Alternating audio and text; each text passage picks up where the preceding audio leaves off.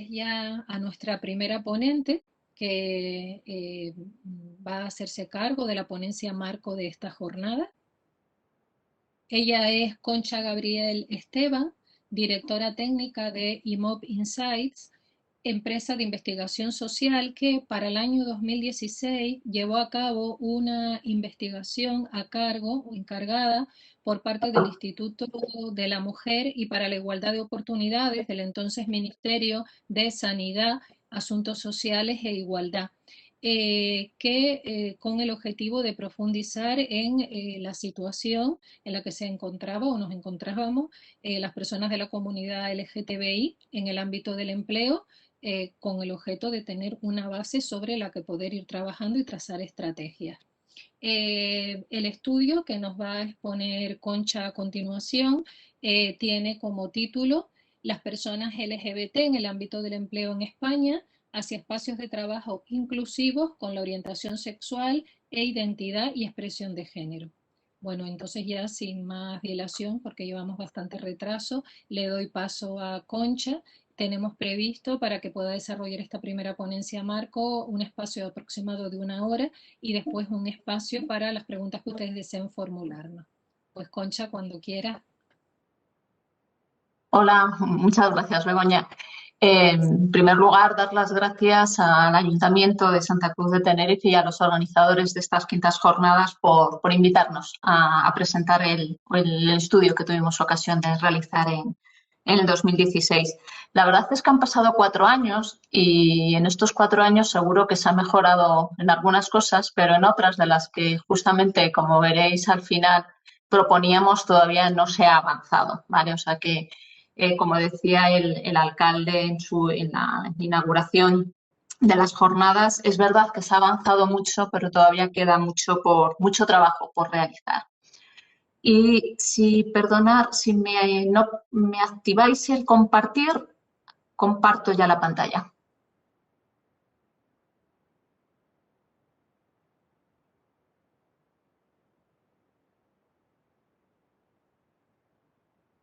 Pues muchas gracias.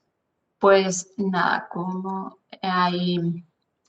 os decía Begoña en la presentación, en esta hora, en la sesión, voy a hacer una presentación de las principales conclusiones que salieron del estudio que se hizo para el Instituto de la Mujer, Igualdad de Oportunidades, y IMOP Insight se presentó al concurso público y fuimos adjudicados del estudio. Y fue un estudio de investigación a través de técnicas cualitativas, de distintas técnicas. Por una parte, grupos de discusión y entrevistas en profundidad. Era un estudio exploratorio, tampoco no fue con un alcance metodológico como nos hubiera gustado hacerlo, pero la verdad es que fue muy rico en la información que obtuvimos y nos centramos tuvimos 3 perfiles para la investigación. Por una parte, personas LGBT, en las que hicimos 3 grupos de discusión y además hicimos 10 entrevistas en profundidad. Con las 10 entrevistas en profundidad, en la medida que era un estudio relativamente pequeñito y que no podíamos hacer grupos de discusión en todos los perfiles, nos centramos con esas entrevistas en profundidad en los perfiles a los que no íbamos a poder llegar, prestando una atención muy, muy especial a las personas trans. También a personas LGBT que habían sido víctimas de discriminación y personas gays, lesbianas o bisexuales en el ámbito rural. ¿Por qué en el ámbito rural? Porque partíamos de la hipótesis de que, que podían tener una vivencia y una experiencia diferente, distinta en la inserción del mercado laboral. Además de las personas LGBT, también tuvimos como interlocutores de la investigación a agentes del mercado laboral. Por una parte, empresas, contratantes, contratadores, y hicimos un grupo de discusión con empleadores y luego 3 entrevistas en profundidad a también distintas personas vinculadas a la empresa. Y en la medida que la investigación nos fue apuntando la importancia que tenían las empresas de trabajo para captar perfiles, hicimos algunas de las entrevistas a agencias de empleo, ¿vale? Privadas. Y luego también tuvimos como interlocutores a sindicatos. E hicimos 4 entrevistas en profundidad. Cuando nos acercamos al mercado laboral, sí que intentamos buscar suficiente diversidad de sectores. Hicimos entrevistas a agentes vinculadas con la administración pública, con la empresa privada en sectores como la química, la industria o la publicidad y comunicación, de forma que cubriéramos dentro del alcance del estudio sectores más tradicionales, más manuales, más industriales en el sentido de cultura de obrera más fuerte y sectores de servicios con una cultura aparentemente más moderna. Además, una vez que concluimos con esa recogida de la información, hicimos reuniones de trabajo con expertos. Con estos expertos, ¿qué es lo que hicimos en esas jornadas de trabajo? Poner en común las conclusiones a las que estábamos alcanzando en el estudio, para entre todos, con esos expertos, conseguir hacer un plan de acción, proponer al Instituto de la Mujer e Igualdad de Oportunidades un plan de acción para lograr ámbitos o espacios de trabajo inclusivos con la orientación sexual e identidad y expresión de género. Esa era el planteamiento y lo que toda esta investigación, la recogida de la información y análisis se focalizó en el último cuatrimestre del 2016. En ese contexto, y es algo que estaba muy presente cuando hacíamos las entrevistas, sobre todo a los agentes de las empresas, y también en la propia participación del colectivo de las personas LGBTI en los grupos y en las entrevistas, salía que España, y así se nos reconocía por distintas asociaciones, aparecía como un país pionero en el avance de los derechos de la comunidad LGBTI. Y además, según datos del Barómetro en el 2015, el último que estaba publicado en ese momento antes de hacer el estudio, España, la población española, era la que menos cuestionaba la igualdad de derechos de las personas LGBTI dentro de Europa. En España solo era el 6%, digo solo entre comillas, frente al 23% a nivel europeo. En el 2019 seguimos prácticamente igual. España nos ha cambiado en ese porcentaje y en la Unión Europea se ha cambiado un poquito y se ha mejorado un poquito la situación a un 20% de la gente que todavía cuestiona hoy por hoy la igualdad de los derechos. En ese contexto nos planteábamos, ¿es necesario un estudio? Pues sí, fue necesario, sigue siendo necesario posiblemente seguir indagando y estudiando cómo se está produciendo esa entrada. ¿Por qué? Porque en estos mismos meses que estábamos nosotros haciendo el estudio, el CIS publicó un estudio sobre la percepción de la discriminación en España y en ese 20%, cuando el CIS hacía el foco sobre la igualdad o las dificultades para conseguir empleo en función de la orientación sexual, el 20% de la población española considera que sí que tienen una desventaja.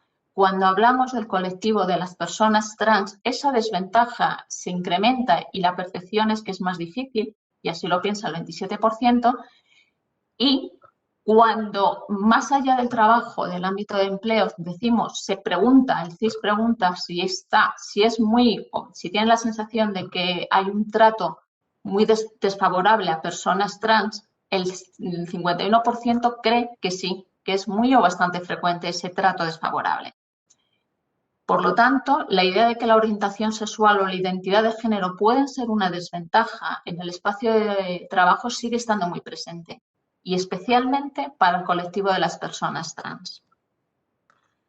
Y hay que tener en cuenta que es verdad que hemos avanzado mucho, que la sociedad española posiblemente tenga menos barreras que en otras sociedades, pero hay que tener muy en cuenta que en el espacio del trabajo, en un ecosistema tan denso, ahora es verdad que estamos todos más teletrabajando y que esa densidad se difumina, pero en situación normal, el trabajo, el entorno laboral es un entorno denso, en el que con que haya una única persona que esté en contra de esa igualdad de los derechos de las personas LGBTI, tiene capacidad de generar entornos hostiles. Y más, si alguna de esas personas del 6% que tiene esa barrera a la igualdad de derechos, te lo encuentras como compañero, es muy probable que se generen entornos de trabajo hostil. y cuando parte de esa hostilidad viene por tu jefe, por el jefe, todavía el riesgo es indudablemente mayor. Por lo tanto, sí que hay capacidad, sí que había oportunidad para hacer ese estudio. Y además hoy, repasando un poquito los periódicos, justamente nos encontramos con esta noticia, hoy mismo, que Isidro sigue siendo noticia algo como que alguien siga haciendo uso o haga uso de sus derechos, y en este caso el acogerse a la titularidad compartida en una explotación agraria. Es la primera pareja gay que lo hace en Castilla y León, ¿vale? Y es titular hoy, por lo tanto todavía queda mucho por trabajar y avanzar. Ya empezando ya un poquito más con los resultados de la investigación, lo primero que hay que decir y que hay que tener muy claro es que no hay un único relato, no hay una única realidad en cuanto a la inserción o las dificultades con las que se encuentran las personas LGBT en el ámbito laboral. Y el relato va a depender de muchas cuestiones, de la interacción de muchas variables, de variables muy, muy diferentes, y que cada una además es un mundo, ¿vale? O sea que eso es fundamental tenerlo claro, porque la propia orientación sexual o identidad de género ya va a determinar. Nosotros en los grupos y en las entrevistas empezábamos, el impulso inicial era más o menos el que veis en la pantalla, esa cita de cómo se ve, cómo veis la situación en España del colectivo LGBT. Y esta cita yo creo que lo refleja muy bien esa desigualdad que hay dentro del propio colectivo. La G va por delante, con diferencias, seguidamente la L, después la B y por último la T de personas transexuales. ¿Vale? Esa idea estuvo muy presente en todos los grupos y entrevistas, pero no solo la orientación o identidad de género va a determinar la posición en el ámbito del trabajo, también va a ser muy importante la propia cultura de empresa de la organización en la que estamos trabajando, el sector, porque no todos los sectores son iguales, no todos los sectores tienen la misma cultura y sensibilidad hacia la idea de la diversidad. La propia seguridad personal, y en ese sentido es fundamental la trayectoria particular y personal de cada individuo, tanto a nivel personal como en el espacio más concreto del trabajo, las propias experiencias anteriores en el trabajo, el tener buenas o malas experiencias en otros entornos, la edad. La edad es fundamental para entender hoy por hoy cómo se está haciendo la integración, la inserción en el mercado laboral. Hay un antes y un después, hay una historia en la que los jóvenes son muy conscientes de lo mucho que se ha avanzado en derechos y en concienciación en la sociedad en general, para ver que su vivencia en el trabajo es muy diferente a la que han podido tener generaciones anteriores. La cualificación personal es otra de las determinantes o de las variables que determinan ese relato, y vinculado a la cualificación están las condiciones de trabajo. No es lo mismo ser funcionario y tener un contrato fijo seguro a tener un trabajo en precario con contratos temporales que se van a acabar o que pueden tener, que tienes riesgo de que no te renueven. Todo eso, todas esas variables y seguro que alguna más, incide o determina al final el discurso y la propia experiencia que se da en el día a día en el mercado, en el trabajo. ¿Qué es lo que nos encontramos? ¿Hay normalidad en el espacio cotidiano y en el laboral?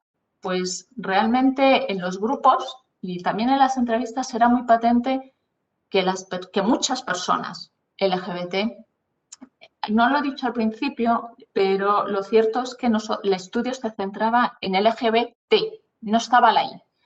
No pudimos hacer un foco en la I por el alcance de la investigación, no porque no tengan una singularidad o al contrario, al ser una situación muy particular requería una atención muy específica que el alcance o los presupuestos de la investigación no nos lo permitían, ¿vale? Por lo tanto, aunque diga LGBTI, en sentido estricto, la investigación se centra en las personas LGBT. Vuelvo a perdonar este paréntesis. La presentación, al final, en el ámbito de trabajo, en el espacio de trabajo, sí que nos encontrábamos de forma reiterada a que había una presentación personal disociada. Por ejemplo, había gente que en los grupos nos decían de una forma muy contundente y que eran muy expresivos y muy beligerantes al decir, no, a mí nunca me ha importado lo que dijeran o pensaran los demás, he hecho siempre lo que he querido. Para a continuación, cuando empezábamos a hablar del mercado laboral, decir, no, mis jefes ni de broma conocen mi orientación sexual. Es romper, hay una fractura en muchos casos total entre el espacio cotidiano, personal y el espacio laboral. No hay una continuidad. Por lo tanto, y desde esa perspectiva, no se ha logrado en muchos casos la deseada normalización en el ámbito laboral, ¿vale? Pero ¿qué es lo que sucede? Que muchas veces es en la propia, y eso lo vamos a ver, que se genera esa falta de normalización en el ámbito laboral, no hay una conciencia clara de que eso es discriminación, de que eso responde a una discriminación estructural, ¿vale? Y eso es una de las claves y una de las conclusiones principales que tuvo lugar, que dio el estudio. Y además, en esa falta de normalización aparecía justamente en la propia entrada en el mercado laboral. La entrevista de trabajo aparecía como el primer obstáculo, la primera barrera en la que se hacía evidente esa disociación. En la entrada en la esfera laboral en un nuevo trabajo, no es extraño que los individuos, que las personas LGBT se autocensuren de alguna manera, haya una parte de ocultamiento. Y las citas que hemos recogido son en ese sentido reflejan muy bien ese ocultamiento.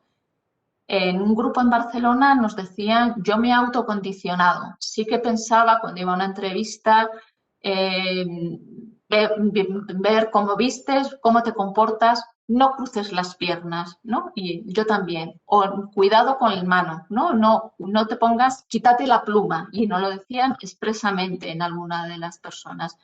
U otros, y en este grupo de Madrid, que era joven, por lo tanto, igual que el de Barcelona, era más adulto y en ese sentido tendencialmente mostraba una menor seguridad personal en la exposición en el espacio público.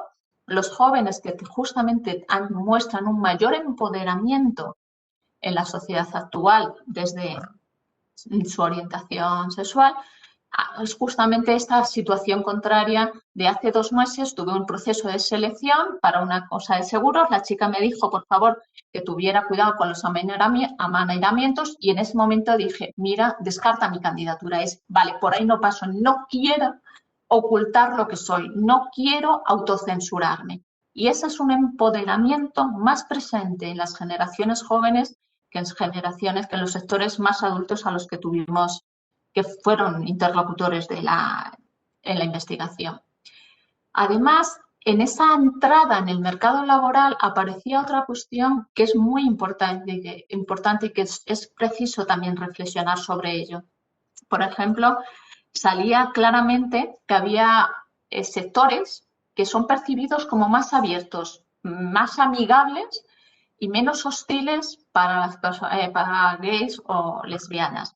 Y en ese sentido había sobre todo, y era muy evidente en los sectores jóvenes, que optaban directamente desde la precariedad del empleo también es cierto, a optar a sectores de actividad como la moda, cadenas de moda, de ropa de moda, en las que se tienen la sensación de que es muy fácil entrar y vivir con normalidad la orientación sexual, ¿vale? ¿Eso qué significa? Hay riesgo de autoexclusión y en ese riesgo de autoexclusión hay profesiones o sectores en las que cabe la posibilidad de que, más que por una decisión personal, se decida no intentarlo para evitar situaciones hostiles o situaciones que se entienden que pueden generar un riesgo o que sean incómodas, ¿vale? O discriminatorias directamente. ¿Eso qué significaría? De ser cierto que el mercado laboral para las personas LGBT sería más reducido, ¿vale? Estaríamos reduciendo a ciertos sectores o ciertas ocupaciones en las que realmente se daría por perdida o por autoexcluido ante esa inserción. Por lo tanto, no hay normalización en el mercado laboral. Cuando estamos en el mercado, en el trabajo, una de las estrategias dominantes, lo que nos salía en los grupos y en las entrevistas, es precaución, cuidado. No hay, todos cuando empezamos un trabajo nuevo, pues es verdad que vamos un poquito más cuidadosos con ver por dónde va el aire, cómo son nuestros compañeros, hacernos con la organización, con la cultura de empresa, pero aquí, en el caso de las personas LGBT, había un poquito más. Hay un ocultamiento preventivo, ¿vale? ¿Y por qué se produce ese ocultamiento preventivo? Porque se tiene miedo a la respuesta, se tiene miedo a la acogida, ¿vale? Y se tiene un poco la sensación de que te puedes poner en riesgo en tu empleo, pero también el que se generen situaciones incómodas que puedan resultarte incómodas cuando no discriminatorias. Por lo tanto, hay un a priori de que, bueno, sí, todo está muy normalizado, pero cuidadito. Por si acaso, no, yo me mantengo en mi espacio y doy la información justa. Yo hago mis 8 horas, pero en el momento en que no digo nada y en el momento en el que salgo vuelvo a ser yo y cuando vuelvo a entrar mantengo las formas. Tampoco voy a estar callado, cambiar de personalidad. O sea, nos dicen dos cosas contradictorias en la frase, ¿no? Es, yo en el trabajo no soy yo, pero bueno, tampoco quiero cambiar demasiado. Hay una tensión continua en esa intención de ocultar, más que intención, precaución por ocultarme de forma preventiva. Al salir, en todo el momento, en muchas de las entrevistas y en los grupos, había habido un momento en el que la persona había tenido que decidir si salir o no salir del armario, salir o no salir en el espacio público del trabajo, si comunicarlo. Y al final, esa misma prevención es justamente el temor a sufrir una situación discriminatoria, es la principal manifestación de la no normalización de la diversidad sexual en el trabajo. El ocultamiento es justamente, y eso es central, la discriminación estructural a la que todavía se sigue haciendo frente el colectivo LGBTI, ¿vale? Y eso no siempre se va a percibir como discriminación, ¿vale? Cuando a la hora de si salgo o no salgo, cuando se decide uno salir y exponerlo o mostrarse tal cual, y no hace falta ni grandes anuncios ni nada, sino quitar ese ocultamiento, mostrarse tal cual, hay una evaluación de riesgos. ¿Y qué se evalúa antes de tomar esa decisión? Por una parte, a los propios compañeros, la organización, o sea, no es controlar que el riesgo es mínimo. No lo tienes todo controlado, pero no tienes sensación de riesgo, que por una parte a perder el empleo o a situaciones incómodas. Se ha generado un espacio de confianza previo, ¿vale? Ya sea por esos compañeros con los que ya has conocido, con los que ya se conoce y por lo tanto vas compartiendo con ellos parcialmente, poquito a poquito, y con la propia organización que has podido ver su cultura y el respeto a la diversidad. Diversidad entendida de una forma muy amplia y eso es muy interesante y muy importante tenerlo en cuenta. Cuando se tiene la sensación de que si una empresa es respetuosa con la diversidad, cualquier tipo, con personas con discapacidad de género, diversidad de edad, diversidad de orientación, también se va a ser respetuosa con la diversidad, con identidad de género y orientación sexual, ¿vale? Esa cultura de la empresa diversa, de alguna manera, se amplía a todos los espacios, ¿vale? Y en eso lo que nos hemos encontrado es que ese espacio de confianza se construye más fijándose en la relación cotidiana con los compañeros y cómo son los superiores que más que desde arriba, que desde la cultura de la empresa.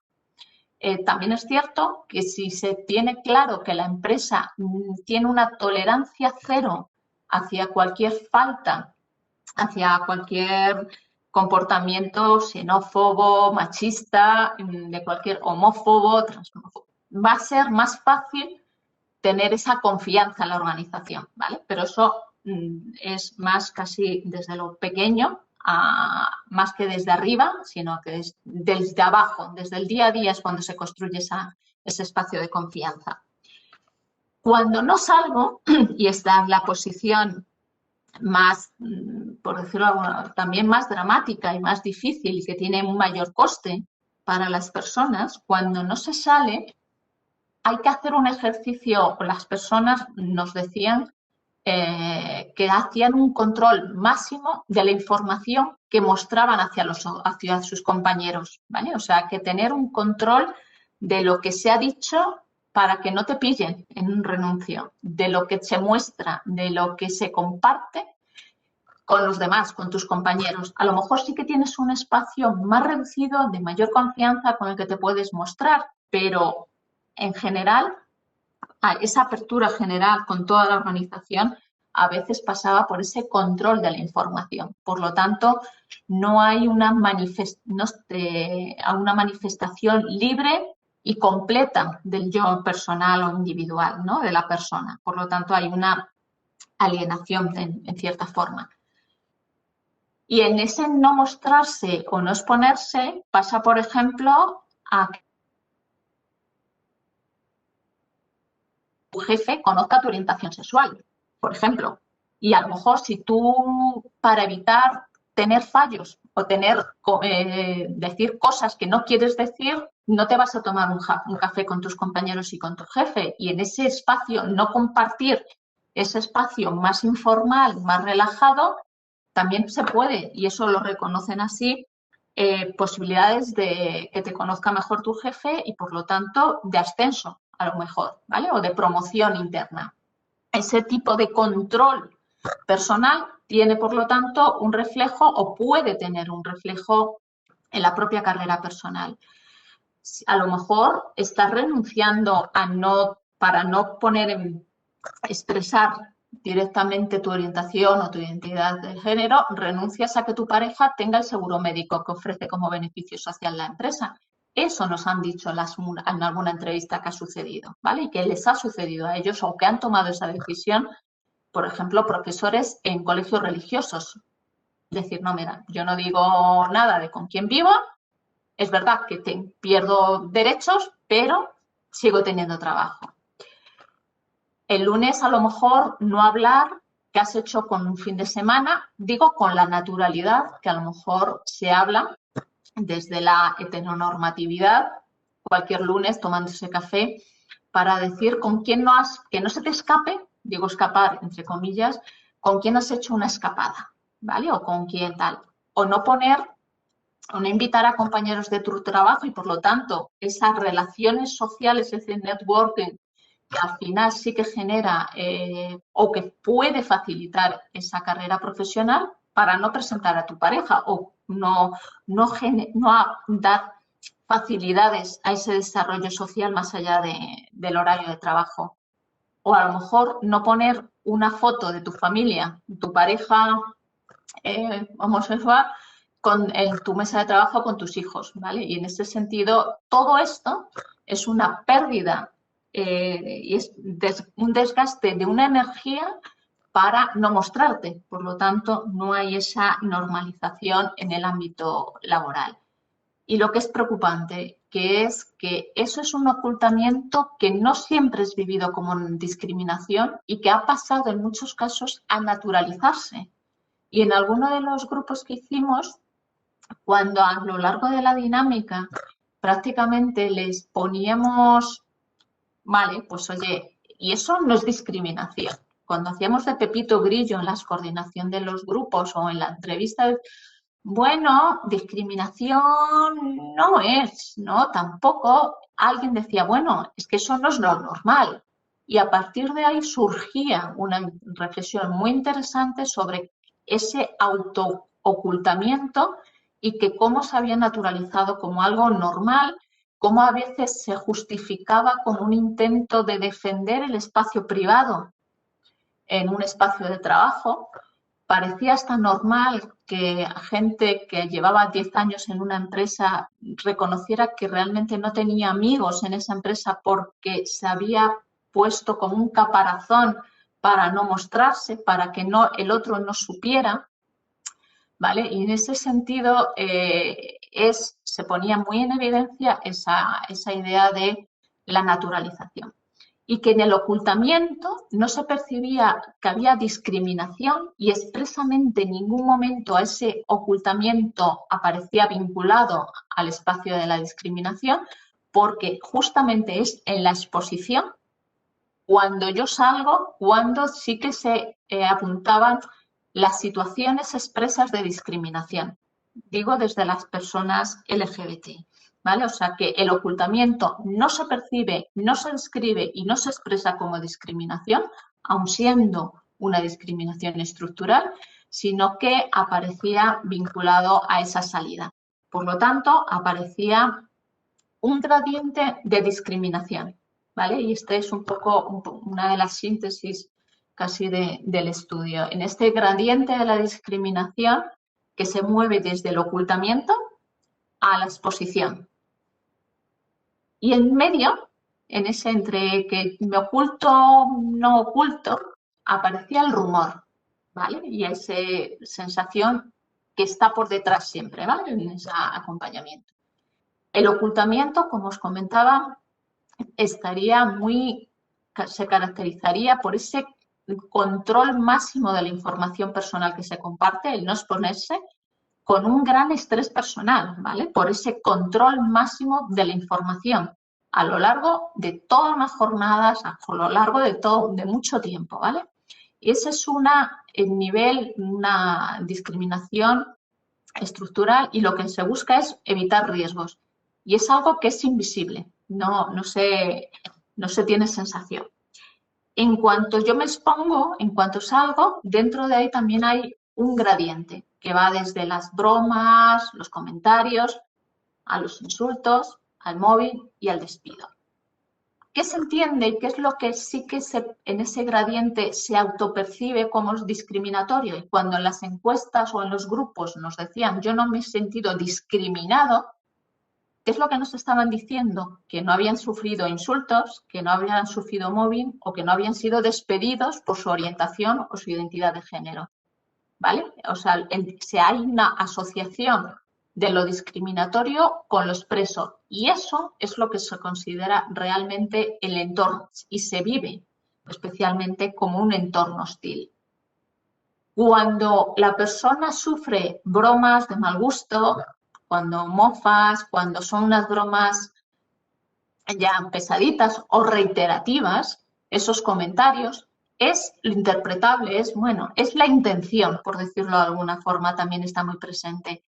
Y las bromas se perciben y se muchas veces, y ahí las personas LGBTI lo han asumido casi como lo normal, como, pues bueno, hay que aguantarse.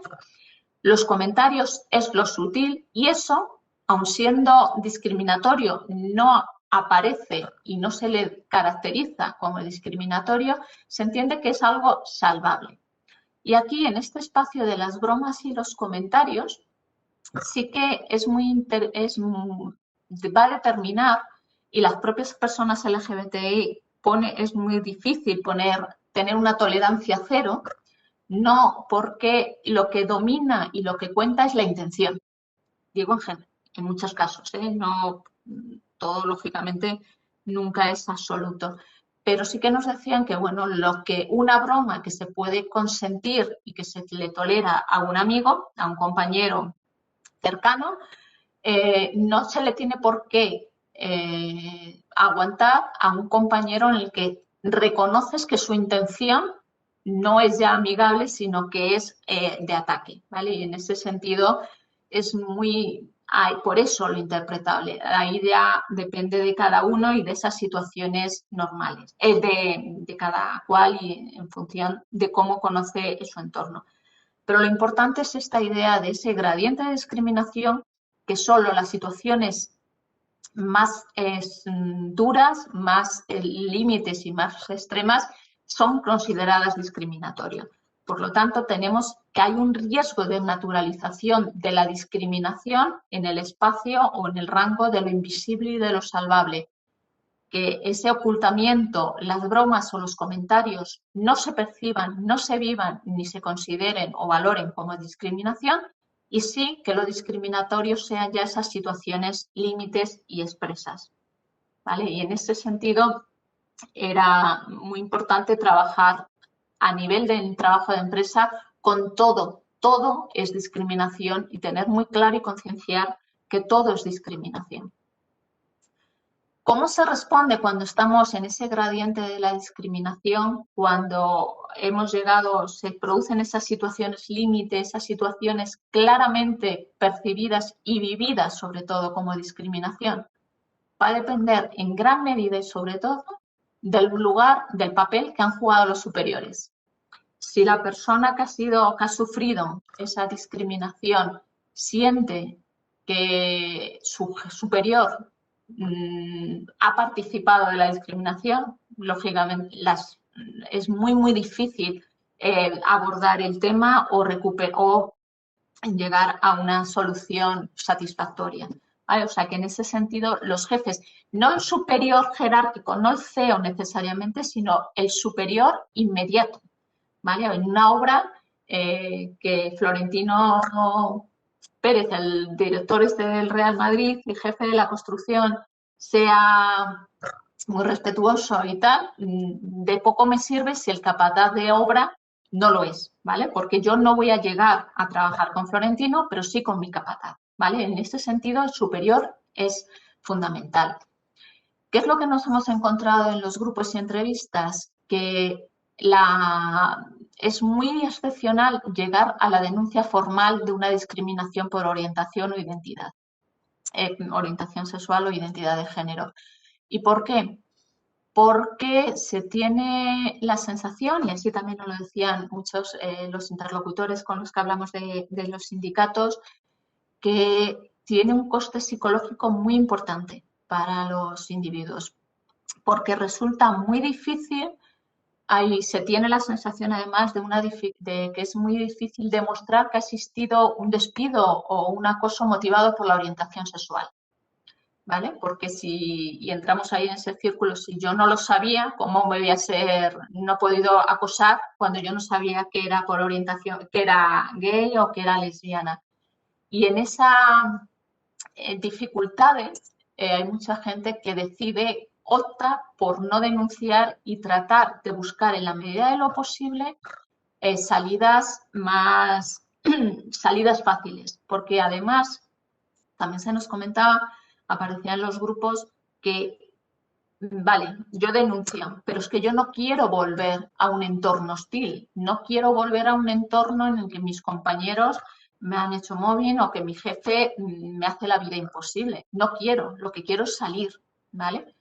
¿Qué es lo que sucede? Que al final, en los trabajos precarios y en los jóvenes se ha repetido esa situación, que ante situaciones incómodas, de vivencias negativas, incluso discriminatorias, es como diciendo, bueno, tengo que aguantar 2 semanas, el contrato se va a acabar, pues ya está. O sea, aguanto estas 2 semanas y me voy, no voy a renovar y no me renovo ni me voy a otro, ¿vale? O sea, que en esa idea de la precariedad también hay una sensación de menos acompañamiento, de menos apoyo y de menor necesidad de ser beligerante, porque dices, bueno, me voy a otro que en otro sitio tendré más suerte o no me voy a poder quitar de este reducto que me ha amargado o que me está complicando la vida en el trabajo. ¿Vale? En cuanto a la salida, los sindicatos en esas situaciones difíciles de discriminación, los sindicatos sí que aparecen como aliados. Sí que en las entrevistas que hemos hecho a personas que habían vivido, han tenido la experiencia negativa de discriminación en el ámbito laboral, supuestamente por su orientación sexual, digo supuestamente porque no había sentencia, aunque ellos lo tenían muy claro, los sindicatos habían sido fundamentales en conseguir una buena salida y sobre todo en el apoyo psicológico que se necesita en esos momentos, ¿vale? O sea, el decir, vale, no estás solo y está aquí contigo.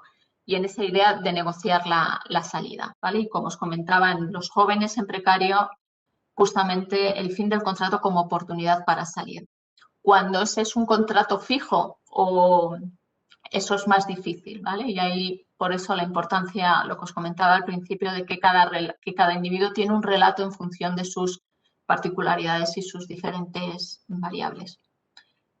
En cuanto pasamos un poquito, no sé, a lo que nos encontrábamos con las personas trans, que sobre todo es que es una realidad desconocida en el ámbito laboral, ¿vale? A diferencia de lo que ocurría cuando hablábamos con los agentes sociales, tanto con sindicatos como en empresarios, sobre la situación de las personas LGBT, cuando hablábamos de lesbianas y gays no había ningún problema, pero cuando preguntábamos por la situación y las dificultades que se encontraban las personas trans en el ámbito laboral, pues nos encontrábamos un gran silencio y un gran desconocimiento realmente de por qué te podía afectar eso a nivel de empresa, incluso en alguno de los sindicatos, alguno de los representantes sindicales. Pero sobre todo era muy notorio en la empresa, es como diciendo, es que no conozco a nadie y no conozco a nadie en el trabajo, no conozco a nadie en mi ámbito personal, porque amigos gays sí que tengo, amigas lesbianas sí que tengo, pero y no sé cómo afecta. Es que creo que no les tiene por qué afectar, ¿no? Tenemos los mismos derechos, las mismas, ¿vale? O sea, que esa falta de conocimiento de cómo te afecta o cuáles son las dificultades o las barreras singulares era muy, muy notorio. A diferencia de lo que sucede con las personas, con el colectivo de lesbianas, gays o bisexuales, que también es desconocido, pero es diferente. En el caso de las personas trans, la transfobia no es un reducto. Hay una transfobia social que sigue siendo muy importante y que actúa en todos los niveles, no solo en el ámbito laboral, ¿vale? O sea que ahí la dificultad y las barreras son muchas. Las personas trans, como decíamos aquí, tienen que vencer barrera tras barrera la inserción laboral. Por una parte, esa incomprensión hacia su situación y la transfobia general social que hay. Además, es un colectivo y desde el 16 que hicimos el estudio, yo creo que sí que es una de las cuestiones que está cambiando. El colectivo de las personas trans sí que está teniendo una mayor visibilidad, pero hasta ahora, y es verdad, y esperemos que los jóvenes trans tengan mayores facilidades y que no tengan este hándicap que sí que han tenido las generaciones anteriores, que es la formación.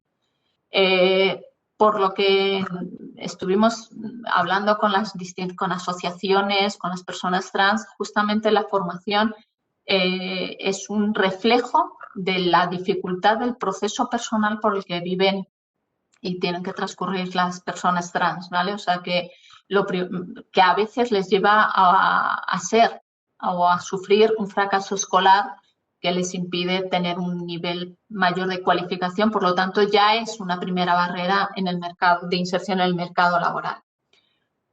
Y aparecía en la mayor parte de los interlocutores con los que tuvimos ocasión de hablar, que es verdad que lógicamente no son todos y que no todos van a tener esta misma experiencia o el valor, pero el DNI aparecía como un muro, como un antes y un después en su propia experiencia.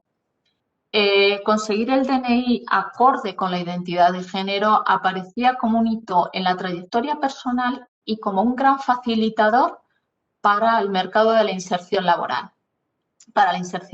¿Vale? El no tener que dar explicaciones. Esa idea de no tener que dar explicaciones era recurrente en las entrevistas, ¿vale? les aportaba, era como, mira, con esto que piensen lo que quieran, pero yo ya no tengo por qué decir nada, no tengo que dar explicaciones. Y ahí se encontraban con una barrera administrativa fundamental. El tener todos los trámites, toda la documentación en acorde con la identidad, con el nombre acorde con la identidad de género, aparece como una lucha, vamos, durísima. Vale, tengo el DNI, pero no tengo todavía la seguridad social, no tengo los títulos, por lo tanto, tengo que convalidaros. Todo eso, al final, generaba una barrera muy importante y son esas barreras o esas situaciones de incoherencia las que muchas veces no se saben desde la propia empresa, porque no se ha tenido una experiencia directa con esa situación, ¿vale? O sea, no saben o no aparecía en los grupos y entrevistas con los empleadores cómo habían gestionado esas situaciones, porque no las habían encontrado, ¿vale? No se habían encontrado con ellas.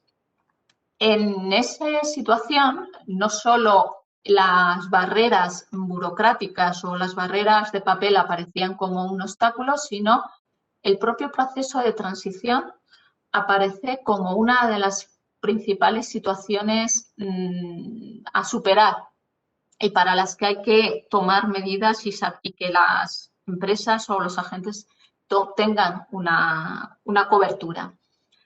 La transfobia aparecía en las entrevistas que hicimos, a diferencia de las personas LGBT, de gays y lesbianas con las que tuvimos ocasión de hablar, no habían vivido, la mayoría de ellos, situaciones de discriminación. En el caso de las personas trans, todas habían vivido situaciones de discriminación expresa, mobbing, despidos, insultos, ¿vale? Habían y con distintos grados y de gravedad, ¿vale? O sea, todos habían tenido que abandonar en algún momento u otro trabajo, ¿vale? Y lo hace, la transfobia aparece durante ese proceso de transición. Antes, no, antes habían podido sufrir gradiente menor, entre comillas, de las mofas y tal, desde la homofobia, no desde la transfobia. Ante la dificultad en ese momento, en esos periodos de transición, hasta que consigues terminarlo y tener el DNI casi como hito, hay una dificultad máxima de encontrar empleo. En esos momentos el autoempleo aparece como una opción de salida, como diciendo, vale, convertirme en mi propio jefe para gestionarme yo, mi agenda médica, todo, no tengo que dar explicaciones, soy yo. Pero claro, no todo el mundo puede estar en situación de generar ese autoempleo, con el riesgo que eso también supone de riesgos empresariales o lo que sea. Hay otra tendencia que es mientras yo no tengo ese DNI que me abre puertas o que me da seguridad para llamar a más puertas, hago trabajos informales. Me muevo en un espacio del mercado negro, del mercado, por decirlo de alguna manera, de la economía sumergida, en espacios informales de confort. Pues trabajo en el bar de unos amigos o en la tienda de unos conocidos o en la empresa de mis padres, ¿vale? ¿Por qué? Porque cuando tú estás en ese proceso, te hacen una entrevista y como decía el varón trans que tuvimos ocasión de entrevistar, es, vale, me contratan, cuando vas a presentar los papeles, el DNI no coincide y de pronto ya el contrato que se iba a firmar deja de firmarse. Y en 2 años no encontré trabajo. Esa es una experiencia que se nos ha repetido. ¿Cuáles son las otras situaciones excluyentes a las que se han tenido que enfrentar personas trans? Que el pasado se ha mantenido como una amenaza.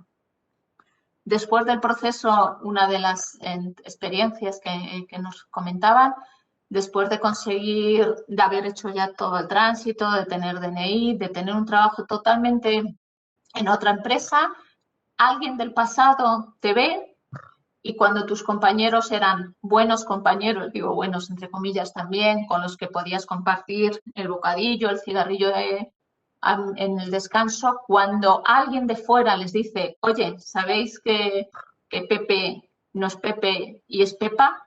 Y se rompe todo, ¿vale? Ese miedo al pasado aparecía también presente. Y ahí hay un ocultamiento, pero no un ocultamiento desde lo preventivo, como pueden ser el caso de las personas de gays y lesbianas, sino un ocultamiento desde el no reconocimiento. O sea, yo no me reconozco en el pasado y yo soy ahora como soy, por lo tanto no tengo que hablar de ese pasado. Hay una fractura, una ruptura de un antes y un después que muchas veces te pasa factura porque se te cruza y te genera. Y sobre todo, y hay una marcada diferencia en la inserción del mercado laboral entre mujeres y varones trans, ¿vale? En ese caso, los varones trans se reconocen que lo tienen más fáciles que las mujeres trans, que tanto tradicionalmente como en la actualidad parece tener mayores dificultades y que también parece en gran medida desde un mayor o menor seguridad personal, o sea, les cuesta más enfrentarse en las entrevistas en las que hicimos, no quiero generalizar ni mucho menos, de esa idea de experiencias diferentes entre mujeres y varones trans. Teniendo también claro que haya habido un cambio generacional, que no es lo mismo hace 10 años que lo que está ahora, y eso las mujeres, las jóvenes mujeres trans con las que hemos hablado eran muy conscientes de ese cambio. ¿Qué es lo que dentro de los agentes de sindicatos y empresas es verdad que en el tercer acuerdo para el empleo y la negociación colectiva del 2015-2017 se recogía la intención de trabajar por la presencia de plantillas heterogéneas en términos de sexo, edad, orientación sexual, nacionalidad, tal? Por lo tanto, habría que desarrollar claramente esas buenas intenciones, llevarlas a buen término. He estado buscando el cuarto acuerdo para el empleo y la negociación colectiva 2018-2020 y no hay mención a esta idea de la diversidad, ¿vale? No sé si es que ya lo han dado por hecho o que no era lo prioritario, pero este año, en este último acuerdo, no había menciones, que no me equivoque. Y además, a la hora de abordar cuál es el lugar de la empresa y de la organización de los sindicatos, es muy importante tener claro cuál es nuestra organización laboral, cuál es la estructura del mercado laboral. Los sindicatos no están, os decía, que los sindicatos son un elemento, una figura fundamental al que se puede acudir y que las personas que han tenido malas experiencias o experiencias de discriminación reivindican esa labor y reconocen el apoyo que han tenido en los sindicatos. Pero no todas las empresas tienen representación sindical.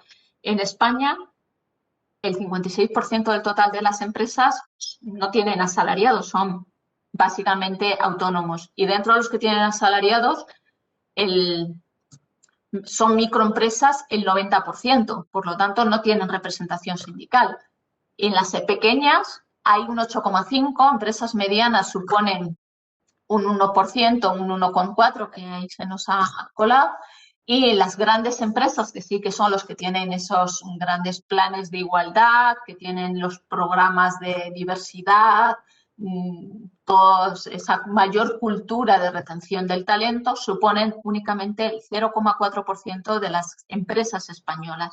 Si lo hacemos a nivel, esos porcentajes, en lo que significa a nivel de empleados, vemos que es verdad que el 35% de los empleados españoles trabajan en grandes empresas, por lo tanto sí que tendrían esa cobertura, por decirlo de alguna forma, de planes de igualdad o de los sindicatos, o igual que en las empresas medianas, ese 15%. Pero básicamente el 50% de los empleados españoles quedarían fuera de ese apoyo sindical.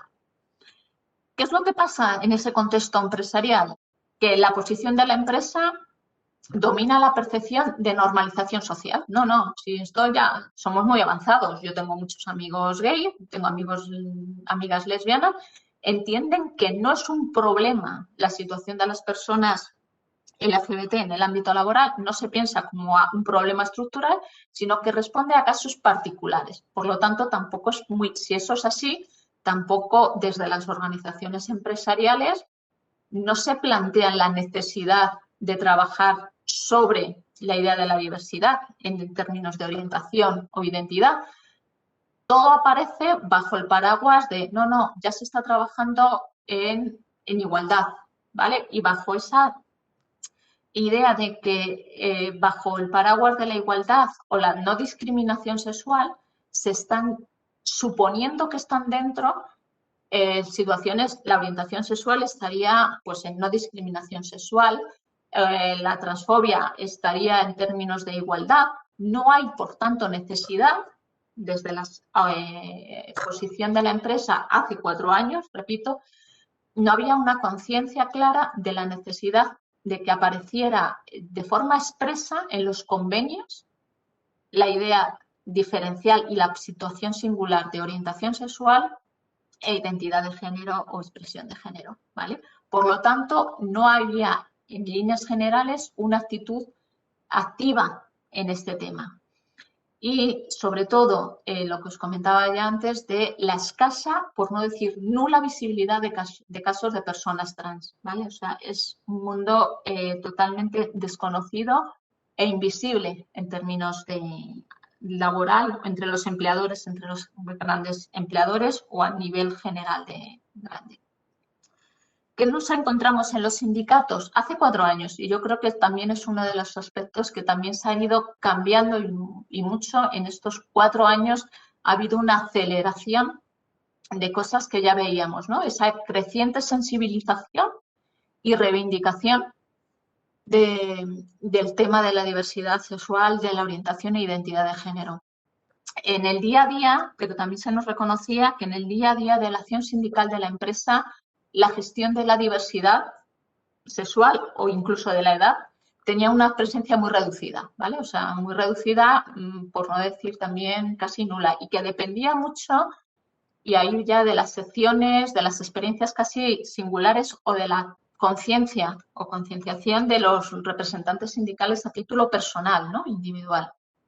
Sí que es verdad que cada vez se estaba trabajando y se creía que era una buena línea de trabajo, el trabajo colaborativo entre sindicatos y organizaciones LGBTI. Se veía que era necesario vincular y conocer, el tener desde el conocimiento de los trabajadores de los derechos laborales y también de los derechos LGBTI, ¿no? Trabajar de forma conjunta.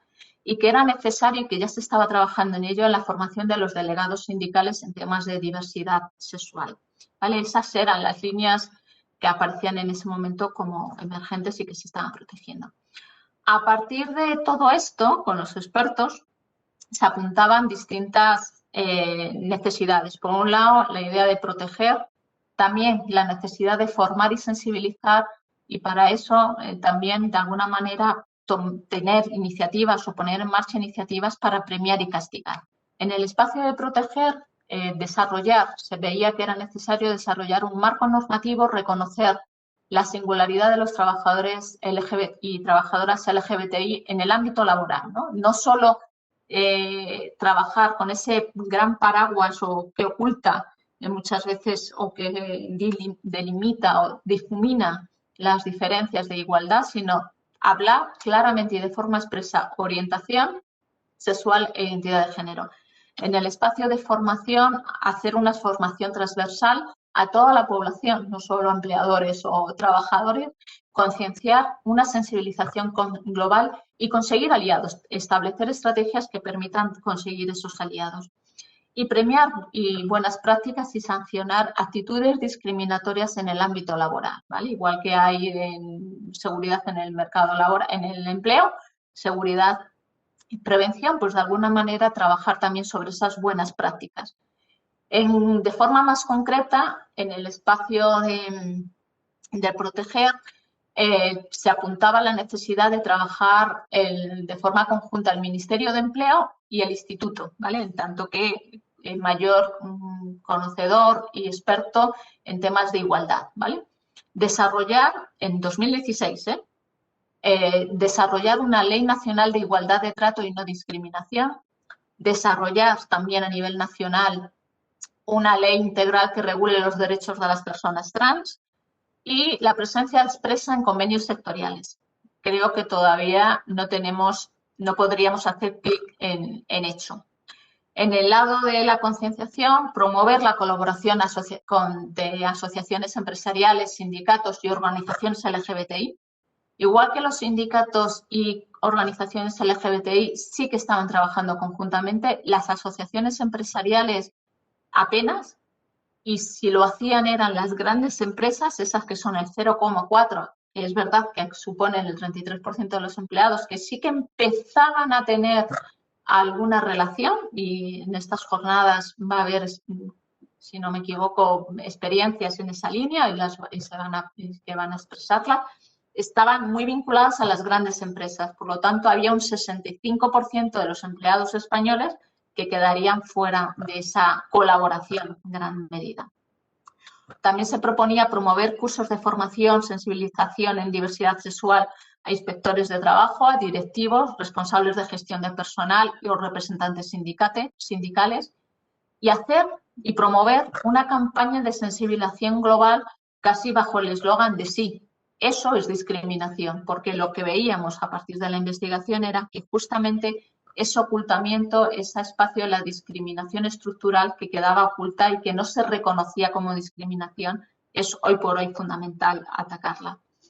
Y a nivel de buenas prácticas, generar indicadores que midan las buenas prácticas, promover estudios de clima laboral y riesgos psicosociales que tengan en cuenta la actitud hacia las personas LGBTI. Eso era una de las demandas fundamentales. Fundamental para la salud psicosocial y el ambiente y el clima laboral de las organizaciones, y generar una adecuada escala de gravedad de las situaciones de acoso o comportamientos discriminatorios por orientación sexual o identidad y expresión de género. En definitiva, tener muy claro y singularizado el espacio de la discriminación LGBTI en el ámbito laboral.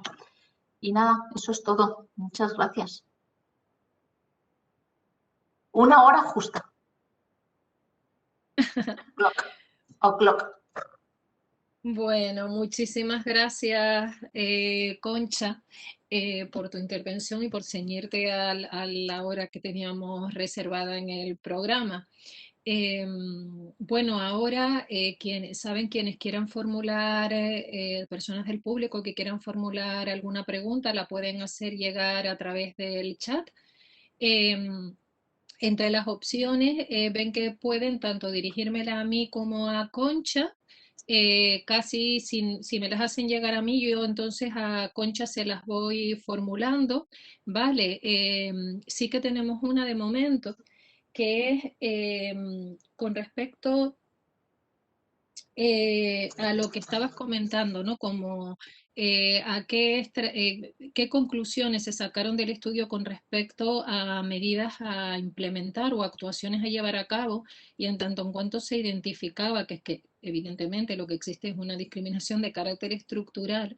¿En qué medida consideras que las leyes que, como tú mencionabas, ¿no?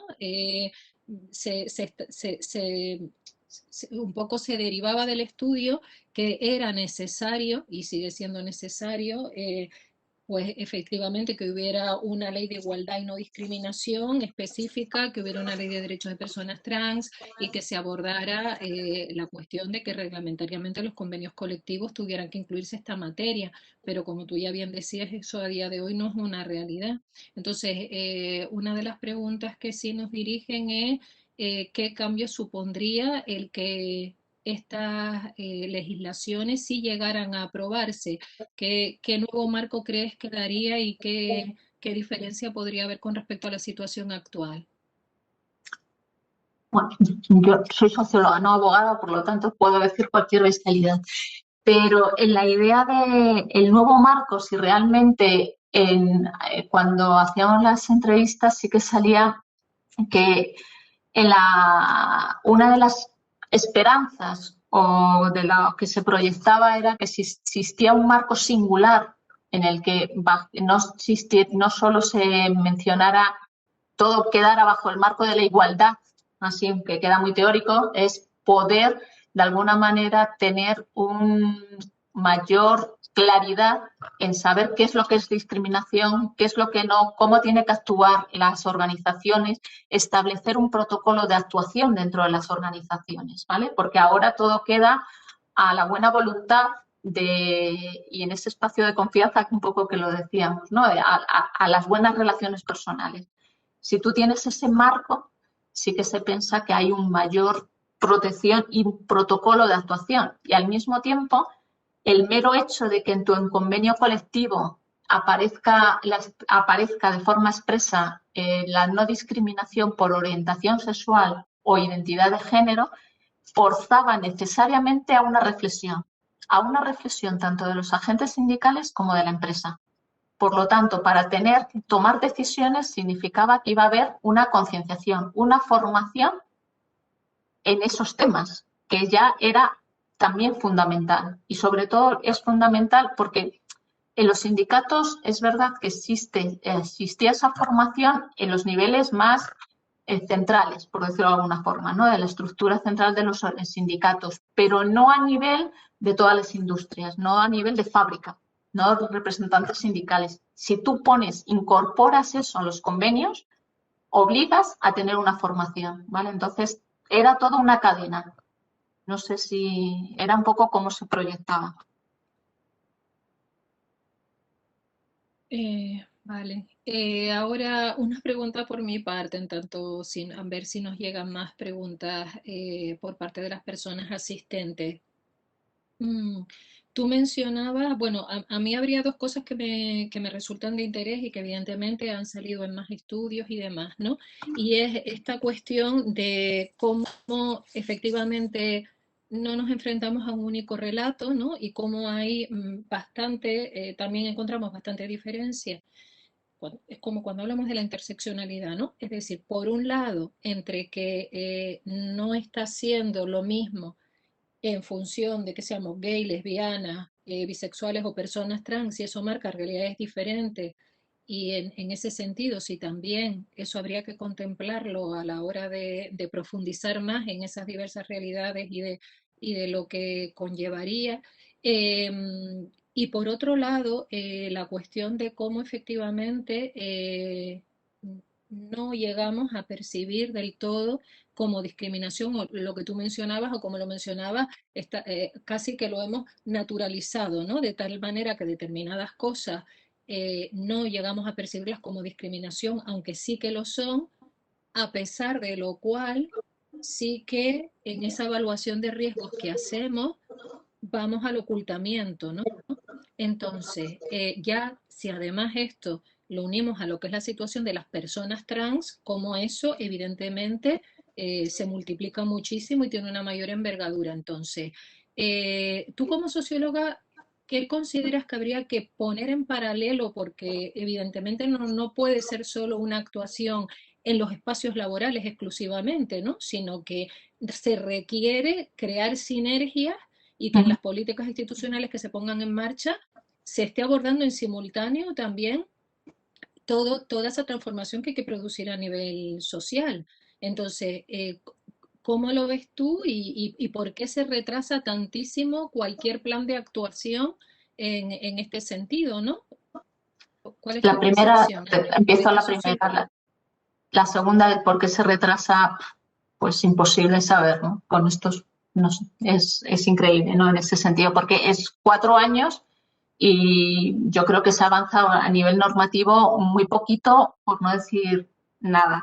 ¿Vale? O sea, que es algo, pues bueno, que algún día nuestros políticos nos responderán y asumirán su responsabilidad.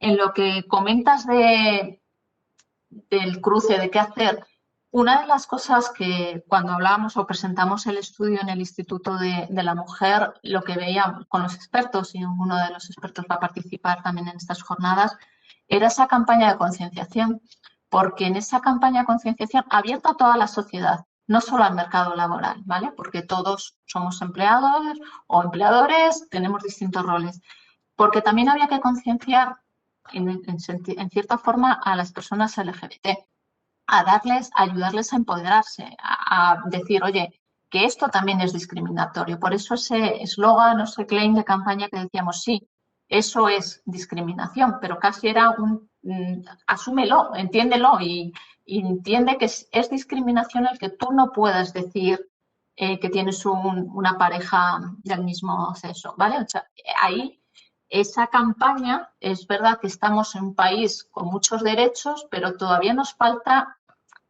tener un poquito más de esa sensibilidad en el espacio cotidiano y que nos permita, y en el ámbito laboral además, yo creo que es un espacio en el que te muestras, en el que pasamos muchas horas y en el que es fundamental que te puedas mostrar tal cual eres, para lo bueno y para lo malo. Si eres antipático, ya no te hablo ya de orientación de género, orientación sexual o identidad de género.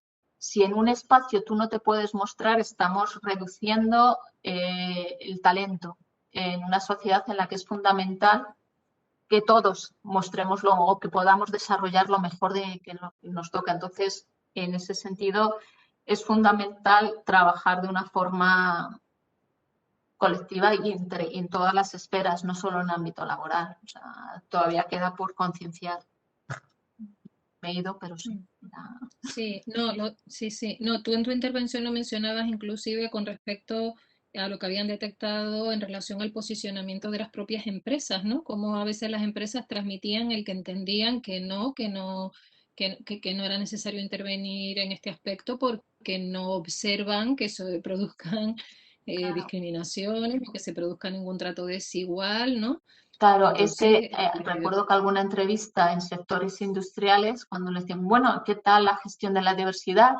Se quedaban así un poquito bloqueados, ponen, no, si es que nosotros no tenemos homosexuales, ¿no? Y era una empresa de 700. Tú dices, hombre, por estadística, alguien, quiero decir, por meramente estadística y azar, hay, y si no los hay es un problema, y si los hay y no hay un espacio para, desde la normalidad, no desde que tengas que rellenar una fichita de orientación, sino es algo sorprendente. Y eso se repitió en varias entrevistas, ¿vale? Del ámbito laboral. Entonces, en el ámbito laboral, yo creo, empresarial, sí que es muy necesario tomar esa conciencia de que todavía queda mucho por hacer. Y tú preguntabas antes, perdona, en la singularidad de las personas trans. Es fundamental. Es fundamental y ahí, igual que no hay diferencias a nivel de la situación más así entre gays y lesbianas o bisexuales y que podría caer en la cobertura de la orientación sexual, las personas trans sí que necesitan de un espacio singular de desarrollo normativo, ¿vale? Que cubra y que tenga cobertura del periodo de tránsito, de lo que significa médicamente y de revisiones médicas y de visitas médicas y de operación o no, si es lo que deciden y optan por la operación, pero eso tiene que tener un protocolo, igual que tiene que tener un protocolo el espacio del DNI y que la propia administración sea muy consciente de los plazos y de que toda la documentación personal de un individuo pueda cambiar de nombre fácil, o sea, no tener que ir, porque decían, el certificado médico, el certificado de escolaridad, el título universitario, todo, o sea, empezaban a enumerar trámites y trámites y eso era una pequeña odisea y además que no se te olvide ninguno. Por lo tanto, esas gestiones administrativas, agilizarlas, no pueden quedar a ir una por una, ¿vale? Y ahí sí que es preciso ese tratamiento, ese protocolo normativo, marco normativo singular para las personas trans. sí, yo creo que ahí había algo muy importante que tú señalabas y que salía en el estudio, y es la cuestión del DNI como muro o como facilitador, tanto para la inserción laboral como para muchos otros ámbitos de la vida, pero para las personas trans. Entonces, entiendo que es un punto importante que haya salido de forma tan clara en el estudio, en tanto en cuanto hasta el momento actual sigue habiendo cierto sector social y o político que cuestione la importancia de que efectivamente se pueda acceder a un cambio registral y que la propia persona pueda autodeterminar cuál entiende que es su identidad de género, ¿no? Entonces sí que me parece que haya salido esto de forma tan clara en ese estudio del 2016 del DNI y lo que pone el DNI como muro o como facilitador es algo que se debería tomar bastante en cuenta ante este cuestionamiento que está apareciendo ahora y que es una de las razones que tiene bloqueada la Sí, sí. ley, ¿no? Eh, Concha, no sé si a ti sí te ha entrado específicamente, te han dirigido alguna pregunta. Yo no veo más preguntas, por lo menos que me hayan llegado a mí para plantearte. Entonces, si te parece, y si no, efectivamente no hay ninguna persona participante que quiera plantear algo más, pues podemos ir cerrando. Agradecerte muchísimo la claridad en la exposición. La verdad que creo que has señalado las ideas centrales. A mí, por lo menos, mientras te estaba escuchando, me iba quedando muy clarito, ¿verdad? Que los estudios siempre son como bastante farragosos después a la hora de ver lo que se planteó, lo que salió como conclusiones, etcétera. Te agradezco muchísimo, tanto que te hayas ceñido al tiempo como la claridad en la exposición. Aprovecho para comunicarle a las personas que nos estén escuchando y así se lo haremos llegar a la totalidad de las personas que estaban inscritas, pedirles disculpas por este problema técnico que ha habido al comienzo y que para que todas las personas que estaban inscritas puedan haber tenido conocimiento de tu ponencia, que es la Marco, se les va a hacer llegar, ¿vale? Es decir, les mandaremos un correo esta misma tarde comunicándoles que la grabación de tu ponencia va a estar disponible para que quienes no hayan podido seguirla, pues puedan acceder a ella y entonces ya, si tienen intención de seguir en las siguientes sesiones de la jornada, pues puedan tener ese marco previo. Igualmente para la gente que por motivos diversos ha tenido que estar en otras actividades y no ha podido acceder esta tarde y que también quien quiera puede acceder a la página y poder escuchar tu ponencia, además de todos los vínculos que nos ha facilitado el informe completo y Sí, demás. instituto. O sea que eso se lo comunicaremos a todas las personas.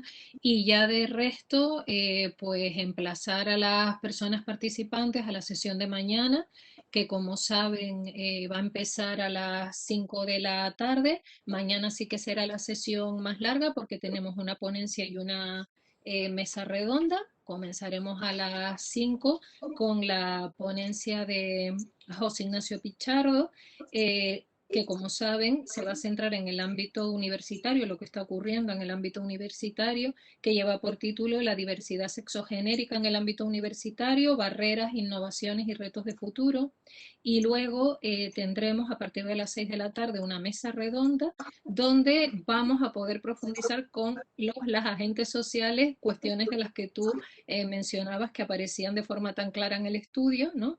De hecho, el nombre de la mesa redonda es Abordaje de la diversidad e inclusión LGTBI en el ámbito del empleo y vamos a contar con la participación de una persona en representación de COE, Aonei Melián, de otra persona en representación de comisiones obreras, Esther Martín, y de el jefe provincial de la Inspección de Trabajo y Seguridad Social de Santa Cruz de Tenerife, José Trasobares de Dios. Así que va a ser la oportunidad en esa mesa redonda de profundizar en cuestiones de las que tú has dejado sobre la mesa como conclusiones del estudio. Muy bien. Así que bueno, Pues por nada, mi parte nada más, agradecerte una vez más a la vosotros por la participación. invitación.